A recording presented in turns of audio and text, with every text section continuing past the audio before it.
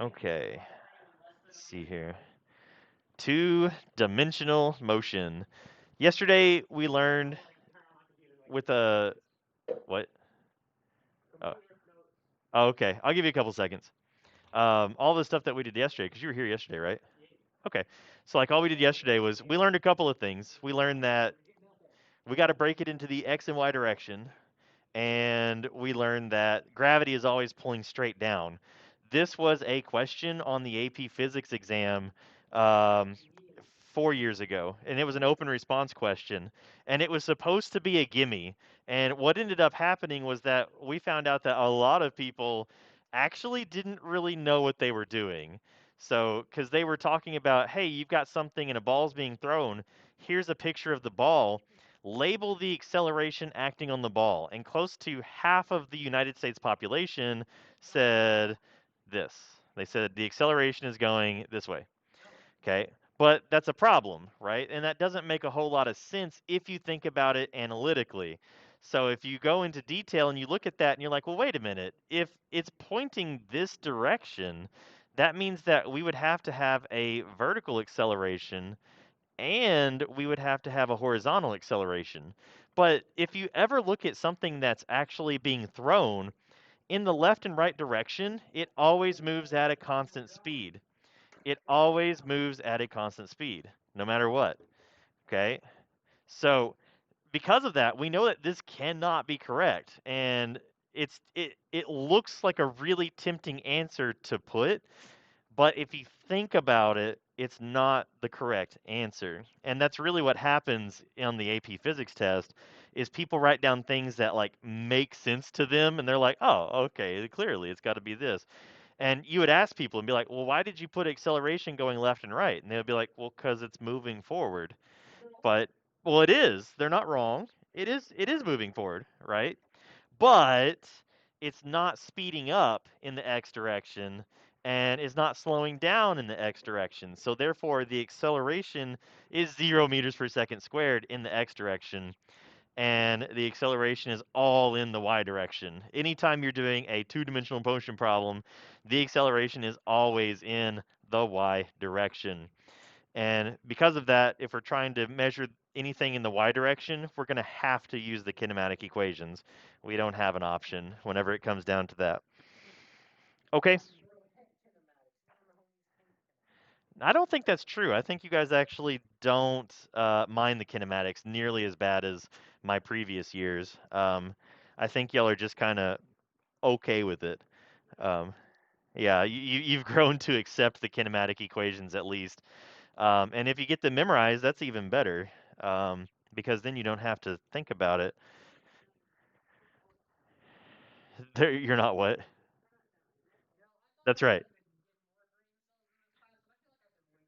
I think that yeah, I think that if you really think about it, uh, the more you, I'm a big fan and proponent of the more you learn, the dumber you feel, because like I've learned a lot and I still feel like a big dummy. So uh, don't worry. That's I think that's a natural opinion. Yep, yep, that's true. All right, does everybody have this? Can I move on? Okay. So I'm going to do a simple problem to start with. And the easiest way that I can do this is by just, instead of having an angle that something gets launched in, we can just launch something off of a tabletop. Because this is something that we can do in reality, because we have tables all over the place. We may not necessarily be able to like get in airplanes and jump out of them, but if we have an object that's rolling off a table, we can easily do that. So let's say that this object just kind of rolls at a constant speed, and let's give it some kind of realistic speed. Let's say it's going about like 10 meters per second, and it's going to roll off of the table. What kind of motion is it going to make whenever it goes off the table? Okay, it's gonna like whenever you say down, because you're like down, does it do this? This is down. I mean, like I don't think you can make it do that, to be honest. Not by rolling it off. No, but you're not throwing it straight down. We're rolling this off the table though. So when it's rolling, it's going to roll and it's going to make this kind of curve down. So it's going to make this, what's that word again? That fancy T word? It's going to make a trajectory, and that trajectory is going to be a parabola. Do what? Oh, well, that's not going to be good. Oh, well. And, uh, right, yeah. All right, so we definitely know that there's a velocity up here, right? So what we want to know is, I want to know how long does it take to reach the bottom of the table? So I want to know the time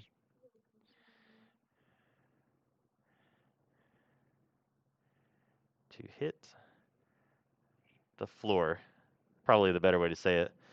And then I also want to know how far did it go? I don't know. Let's go with a standard student desk, which is about 30 inches high. Take 30 and multiply it by 2.25, or let's just double it, 60 centimeters. So that's zero point 0.6 meters. Let's say that the tabletop is 0.6 meters from the ground. Okay, so we have a height. Do we need any more information to be able to solve this problem? Can we do it with just the speed and the height? You want to find out? Oof. Assuming what? Yeah, we're gonna assume like in reality this thing's gonna like bounce, right? It's gonna do this. But we're gonna assume that right here, we're gonna assume that this is the target. It's yeah, this is going to be the target where it stops. So this will be this will be your final position, and your starting position will be right whenever it leaves the table over here. So I'm going to put like a little target symbol over here as well too. So like this will be the starting point, initial. This will be the final point. Does it do stuff before then and after then? Yeah, absolutely it does. But the only two spots that we're concerned about is we're concerned about that snapshot at the beginning and then that snapshot at the end, the initial and the final speed, position, time, all of that stuff. So what we need to do is we need to break this down. So we're going to have to do our DVAT, but we're going to have to do our DVAT in two separate columns, and we have to keep them separate. Okay, separate. Do not mix them together. So we're going to have a DVAT. So this is going to be DVAT in the x direction, and I'm going to write x's for all of them. You don't have to write the x's, but I'm going to because I am making a point that all of this is in the x direction, and it's not going to change. So am I missing something? Time, I don't need to put a direction to it because time doesn't have a direction, but there's my DVAT, okay?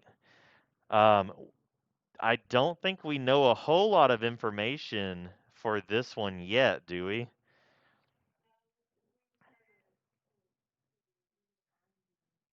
Okay, so I'm going to write my DVAT over here. VIY, VFY, AY, and then T. So I'm going to write DVAT on both sides. And even though I told you guys you don't necessarily have to do DVAT on the kinematic equation problems, I would highly, highly recommend that you split these out and write your DVATs out on a two-dimensional problem because the chances of accidentally mixing up numbers is very high in these cases. So let's think about this. Do we know the x displacement that it's going to cover? Do we know the range? Negative? Okay, so I'm going to put a question mark. Question mark. Do I know the initial velocity in the x direction? Okay. Do I know the final velocity in the x direction? Negative Ghost Rider. Ah, yeah, like whenever it hits the ground, it's still going to be going that way, right? So it's not going to be 0 meters per second. It's actually still going to be the exact same thing. So if I start at 10 meters per second and I end at 10 meters per second, that's going to give me an acceleration of 0 because it didn't change. There was no change in speed. So that's going to be 0 meters per second squared. And we do not know the time. Okay, we do not know the time. So there are two question marks here. We ended up knowing a lot more of those numbers than we thought we knew. Now let's go for the y direction. Do we know the displacement in the y direction? 0.6 meters. Okay, so we're going to write down 0.6 meters. Yeah, right. You're right. That wasn't very big brain of me. So why don't tell you what? There you go. There, that's zero point 0.6 meters. So we now know the full displacement of the table. VIY. Do we know the initial speed in the y direction? Okay, so I heard no, I heard negative 9.8, and I heard 0. One of those is correct. One of those is correct. Right. So like at the very beginning, like think about the tabletop. Like the tabletop's being pressed against by the ball. It can't go down any, right? So once it immediately rolls off, your initial velocity in the y direction is 0. That negative 9.8 is going to be the acceleration. So I'm going to put 0 meters per second here. I'm going to go ahead and put negative 9.8 for the acceleration, meters per second squared. And then I'm going to say that we have a final velocity and we have a time. If we don't know the time for the x, we don't know the time for the y either, so that's a question mark. Do I know the final velocity?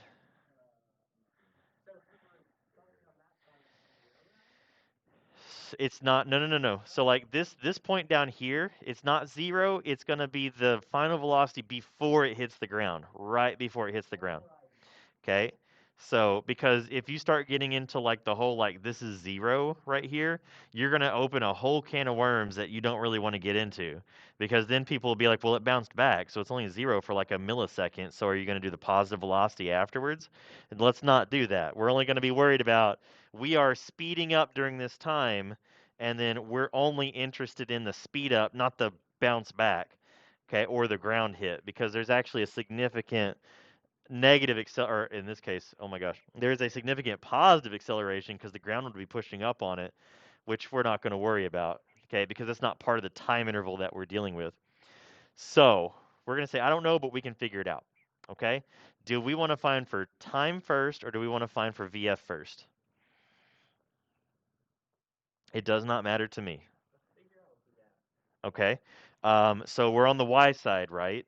So if we're on the Y side and we want to try to find VF, we're going to need a kinematic equation to be able to do that. So is there one that has D, VI, and A?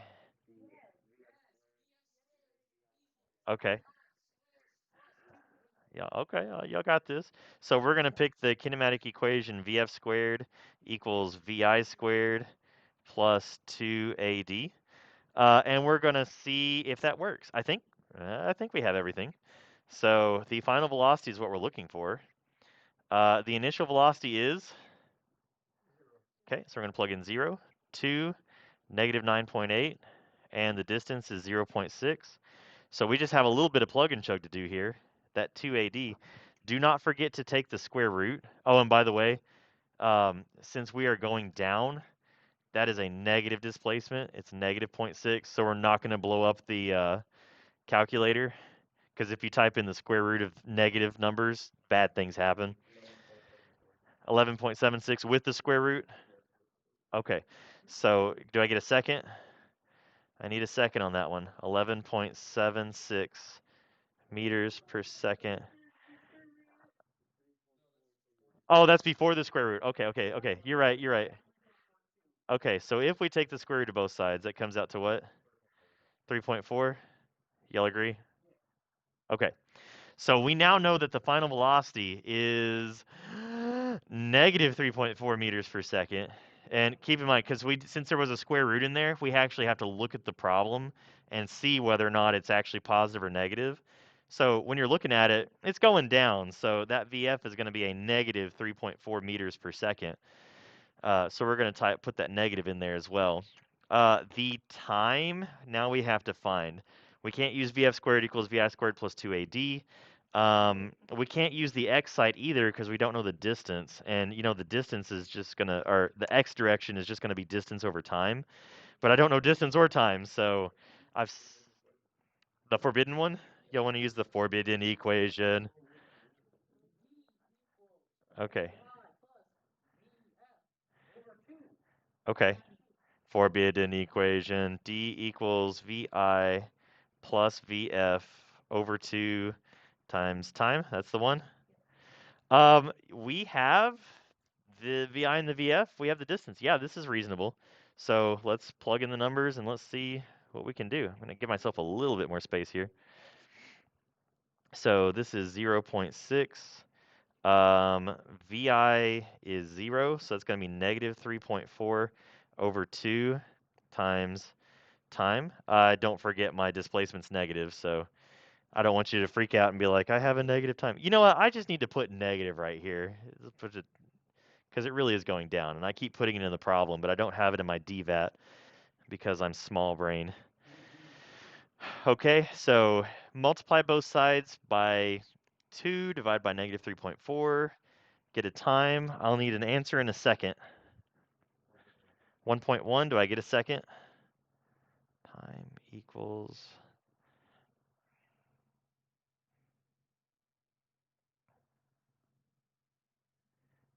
And these are two different ones. So I'll just put a line right here. It's okay, I heard 1.1, but I need a second, so... Okay, unsure? 0.35? Okay. We might be rechanging our number here. We have a difference. 0.35? Okay. After careful reconsideration, we now have a consensus of 0.35 seconds. And this will give us our time, so that answers the first thing. How long did it take? It took 0.35 seconds. Now we can find out the distance that it traveled because I can take that time and put it in here too, 0.35 seconds. And my distance now I can solve easily because there is no acceleration over here. So if there is no acceleration, I just go velocity equals distance over time. And my velocity is 10, my distance is I don't know, and my time is 0.35. So we just have to multiply over.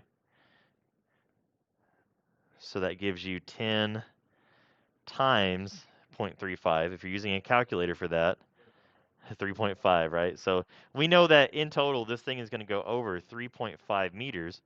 And let's look at it and let's see, like, is our answer reasonable? I'm looking at it and yeah, I see a time of 0.35 seconds. That's reasonable for something falling off of a tabletop. It's going to be hard for us to get a time of over a second, even if we dropped it from the ceiling. I think if you hand calculate it without actually doing the math, I think you might get about 0.9 seconds from the roof or the ceiling, and you drop it down to the floor. I don't even think it gives you a solid second. So yeah, 0.35 seconds, totally reasonable. A distance of 3.5 meters, if it's moving at 10 meters per second, which is about 20 miles per hour, I could definitely see that covering 3.5 meters. So yeah, it looks reasonable to me as an answer. Okay. Do you guys have any questions about that problem? Seems pretty okay. But the big difference between this one and the previous ones that we've done is we have to take our x and our y, and we have to make our own separate DVATs for each one. And the one on the x side is distance over time. The one on the right side is going to be kinematic equations of whatever the heck they gave you, because I can't guarantee you that they're going to give you the same thing every time. One problems that run off of the tabletop like this are a lot easier to try to resolve. And that's normally what ends up happening on AP Physics anyway. So I'm not going to spend a huge amount of time doing really complicated problems that deal with two-dimensional motion because they normally try to isolate the variables as much as possible. But I do want to do a little bit of an analytical one. So I'm going to make the same situation, but I'm going to show you that you can solve this without needing to know any of the variables. The only difference is that you're going to have an analytical answer and not a numerical answer. So I'm going to draw my tabletop again. And I'm still going to draw like the same thing. There's going to be a ball. It's going to have a velocity of VI. It's going to fall off and curve downward. It's going to have, I'm going to go ahead and call this VIX. It's going to have two velocities here. It's going to have a VFY and it's going to have a VFX. Okay. Everything that we've drawn in our DVAT should be able to be shown on the graph some way, somehow. So if I talk about how far it goes this direction, what would I label this variable? What would I call it? X. Okay, I'm going to call it dx, but x would also work. D with a little sub x. And then this guy, the height of the table, what would I call it? dy. Yeah, and you can just call it, like if you're doing the problems and you call it y, that's fine by me. It's not going to bother me. It's not a big deal. The only one that we can't actually show is time, because I can't think about it. It's kind of weird. I cannot draw time. I can only draw things that change with respect to time, but I can't draw time itself, which is kind of weird. So we've got displacement in the y direction, displacement in the x direction, VFX, VFY, VIX. The VIY is 0, so it's not really on there. What is our acceleration in this case? So I'm just going to call it g. Instead of 9.8 meters per second, I'm going to call it g for gravity. So instead of saying a equals negative 9.8, I'm going to write a equals g. And we're going to use that. Okay? Some people like this, some people hate this. So, So to solve for 2D equations, it's 2D VATs. Yeah, it's not even two kinematic equations. It's kinematic equation on the right side and then distance over time on the left side. So we didn't really learn anything new except for that the two vectors have to be, like if you have something going at an angle, you have to split it up into x and y. That's the only thing that makes this difficult. And let's do it.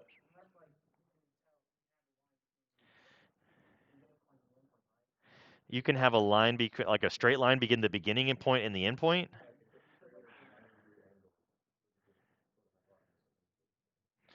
Can you draw me a picture? Like what are you trying to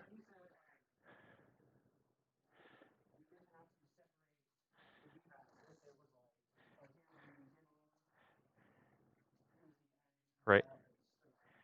Okay, so like in this case, is there acceleration involved?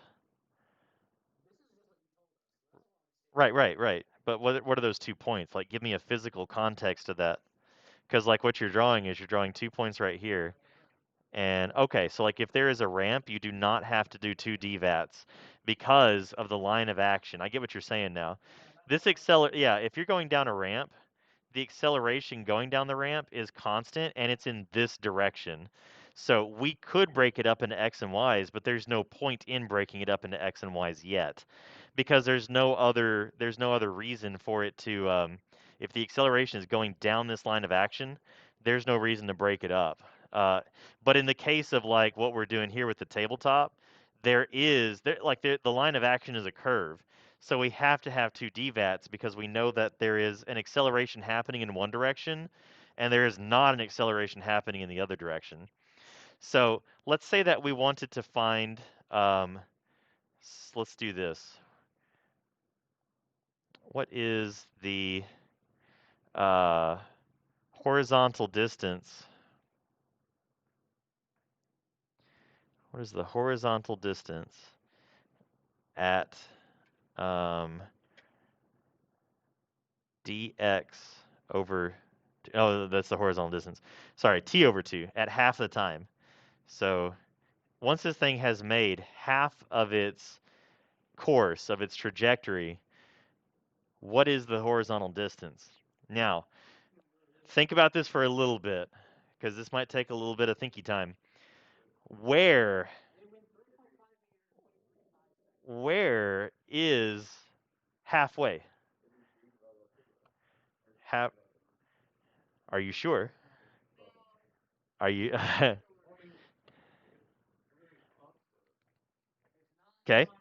Well, but think I could be trying to trick you because I said horizontal distance. So is there acceleration in the horizontal direction? No? Okay, so if there's no acceleration in the horizontal direction, visually, the horizontal distance should be dx over 2, right? It should be half of the distance. So we're going to solve that analytically. I'm starting you all off with an easy one, okay? Because we know with the constant speed equation that velocity in the x direction is equal to distance in the x direction over time, okay? Does that make sense? Okay. So if you're trying to solve for the horizontal distance, then if you're going at half the time and there's no acceleration involved, then you're going to be dealing with half of the time because um, I can rearrange this equation. So instead of writing it as Vx equals dx over t, I can treat this like it's a proportion and I can cross multiply these, or I can even swap the two variables with each other. And this is just as valid as saying t is equal to dx over vx, right? Okay, right? This is legal, all right? This is mathematically legal to do. So if I'm trying to look for my distance being half time, so if I change this to say, okay, well, now this is really just going to be 1/2 time, okay? The other side, does the velocity change? No, and there's no acceleration, right? So in order to make this work, then it's got to be 1/2 the distance in the x direction divided by Vx. So I know that I'm going to have to be covering half of my distance, okay? So it's halfway, right? Now let's make our lives a little bit more interesting, okay? I thought you said that it was, I thought you said you liked this. Here we go. What is the vertical distance? What is the vertical distance at t over 2? And that's true, right? So like immediately off the top of your head, you're like, okay, well for the x direction there is no acceleration, so it can be halfway and that's okay. But in the y direction, if we're looking for the vertical distance, we know this thing is speeding up. So it can't be at the halfway point. What we need to find out is like where is it in terms of like dy. So we're not going to have the whole distance. We're only going to have a fraction of the distance. So let's try to find a kinematic equation that has some easy variables that we're looking for to try to find the vertical distance. So why don't we try, there's 3 of them, so let's go, I'm going to go ahead and write them again just for the fun of it. We've got VF equals VI plus AT, that's 1, right? We've got VF squared equals VI squared plus 2AD. And we've got distance equals VIT plus 1/2 AT squared. So we can take any one of these. Okay. And we've also got the forbidden equation. Displacement equals forbidden equation. VI plus VF divided by 2 times time. Will that help us here? It might, because we are looking for vertical distance, right? So which one of these would you like to try to play with in order to get?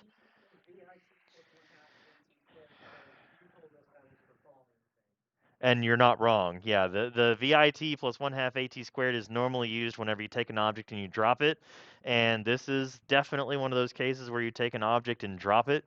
There is a T and there is a T squared though, but we do need the time to be involved. So as long as we don't pick VF squared equals VI squared plus 2AD, we can work through this, but your level of trauma will vary depending on which one you pick. So um, since that one has a squared, it'll actually be not that bad. And you know why it won't be that bad? What's the what's the VI? 0, right? The VI is 0. So in this case, it's not going to be an evil quadratic. It'll be a not so evil quadratic. So let's use that one, okay? Since people are actually listening to me and we don't have to go through this the traumatizing way, we'll pick this equation and we'll use it. I am proud of you guys for actually listening to me and remembering what I say. Let's go. Let's do this. Now, there are a couple of things. First of all, VIT is 0, right? So I'm going to say distance is equal to 0 plus 1/2 g t squared. And I went ahead and I used g because I'm not necessarily using 9.8 meters per second. The reason why is because technically you can put in g for the gravity on any planet. So if somebody were to take this and say, oh yeah, well, what if you were on Jupiter? That's okay, you just plug in the acceleration due to gravity on Jupiter. You still have the formula. The reason for doing this analytically is because this gives you the power to be able to change things around that don't necessarily are not given to you immediately right now. So you can use this and you can change it around if the situation changes that needs to be changed. So if I just use G instead of 9.8 and I just get an analytical solution, I can change these things around at at my own whim, basically. Yep. Sure. The only thing we need to do now is we need to solve for t. So let's do a little bit of algebra, okay? First of all, I'll get rid of the 0. So d is equal to 1/2 gt squared. Um, and what do y'all want to do next algebra-wise to solve for t squared?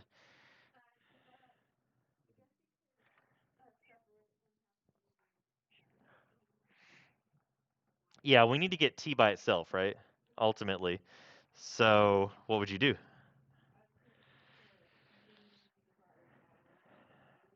Okay. You can do that. D divided by 1/2 g is equal to t squared. Now, the left side looks mildly traumatizing because we've got a d divided by 1/2. That can be simplified.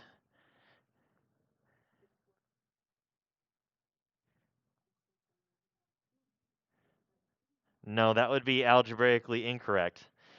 So the way that I normally avoid fractions like this is if I see a fraction on the right side that says 1/2, instead of taking the whole thing and moving it down, I'm just going to double everything. So it's 2d over 2d equals gt squared.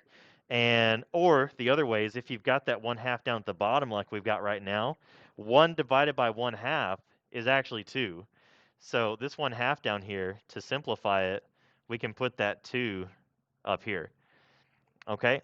And so now we just need to take the square root of both sides, and that means that t is equal to the square root of 2d over g.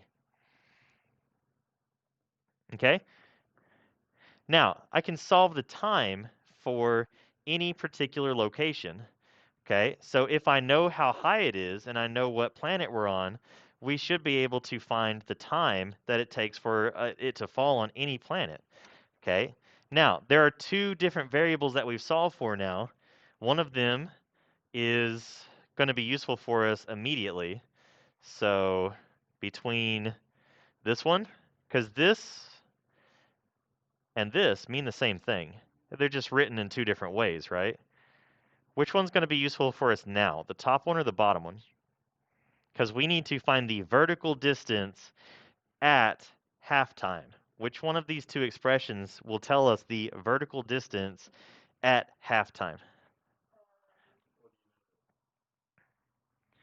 What we know is we know halftime, right? So we know that t over 2 is t over 2. If I tell you it takes 10 seconds, you know halftime is 5. If I give you 20 seconds, you know halftime is 10. So which one do you want to use, the top one? Do you want to use the bottom one?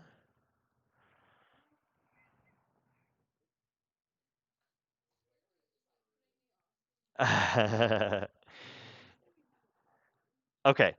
Turns out that the top one is the way to go. The top one is the way to go because it will be the same, but I'll show you. Tell you what, we'll just go ahead and work both of them, and okay, the top one is the way to go. So if I solve it for both, you're going to realize that I'm just going on a wild goose chase on the bottom. So if I'm trying to find the distance at halftime, and I use the halftime, that's going to be 1/2 g t over 2 squared, which if I simplify that, it becomes 1/2 g t squared over 4, which in this case is going to come out 1/2. Um, oh yeah, 1/2 and 1/4 is 8. So I'll say 1/8 g t squared. It's going to be the distance. Done. If I do it the other way, and I say that I'm using 2d over g, and I'm solving for t over 2, which is halftime, and I need to find the d, well then I'm going to have to square both sides, which has become t squared over 2. Then I'm going to divide both sides by, let's see here. I'm sorry. So over t squared over 4. Yeah, going too fast. T squared over 4. Then I'm going to do d over g, and I'm going to divide both sides by 2, so that gives me t squared over 8, which means I'm going to multiply both sides by g, so my distance is going to be 1/8 g t squared. Oh, hey, that came out the same for both. But the difference is this one was a heck of a lot harder to do than just having the variable already solved for. So like if I'm looking for the distance, then I need it as d equals everything else. Okay? If I'm looking for the time, then I would want it time equals everything else. Okay? So if I said what would the time be at half of the distance, this would be easier to do because then you could just put d over 2 in there and you would say that, oh, well, the time would be the square root of d over g, done. And that would be it. Okay? Does that make sense? This is an example of an analytical solution. This is an example of math done with no numbers inside of it.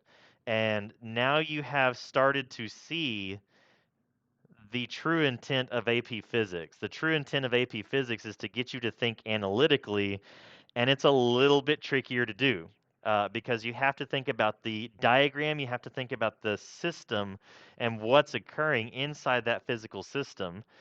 And um, the AP Physics test is not plug and chug.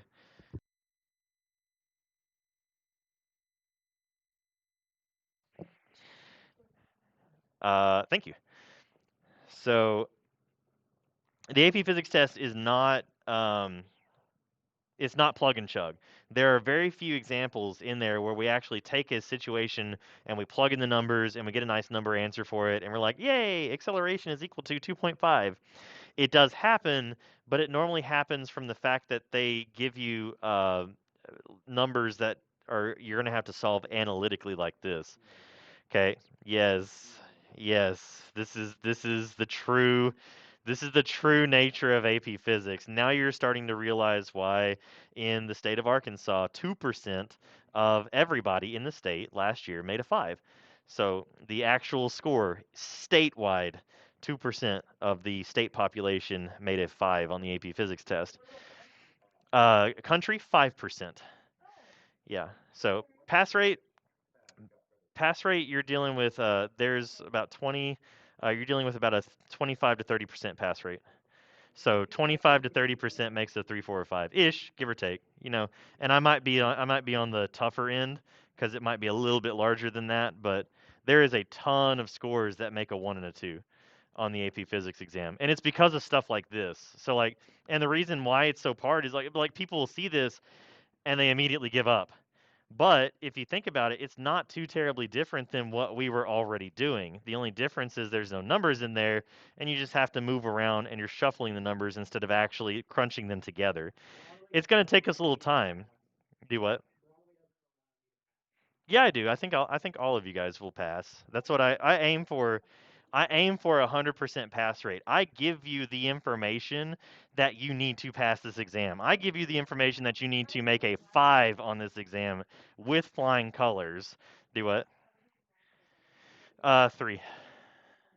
11. Correct. Yeah, the other ones that made a 1 or a 2. That's true. And if I mean, really, it comes down to it's a lot of practice. Like if you're going to make a 5, when you leave the test, you pretty much know you're going to make a 5. Okay, there's not this whole like, oh man, I just really guessed my way through this and got it. There's no way you can guess your way through that. Like, you have a better chance winning the lottery than guessing your way through an analytical solution, which is why it's so like, which is why they get graded so tough. Okay, yeah. Yeah, that's not. Don't please don't anticipate that. I had one student a couple of, I think it was 2 years ago, and they're like, "Mr. Broadway, luck strat the whole way. I'm just gonna luck." They made it one. So I mean, it's not there. There is no. Cause I told him I was like, you've got a solid passing score if you get 50% of the questions right, like guaranteed. And they were like, so I just have to guess? I was like, no, actually, because you'll guess the wrong way. And there are several multiple choice questions where you have to answer two right answers. So like there are two multiple choice answers, and you have to put that in the same spot twice. So I'm not sure why it's telling me to write there, but it's it's having a moment. It's having a big moment. I broke it. Uh-oh. Well, huh. Huh. Well, it's a good question. How much time do we have left is a good question for today, because I'm not entirely sure. 10:32 is when we get out, right? We only have 4 minutes? Okay, well, since the computer has decided to start going crazy, now might be a good time to stop it. And we'll do another analytical one tomorrow, and I'll kind of show you guys a couple more examples from it.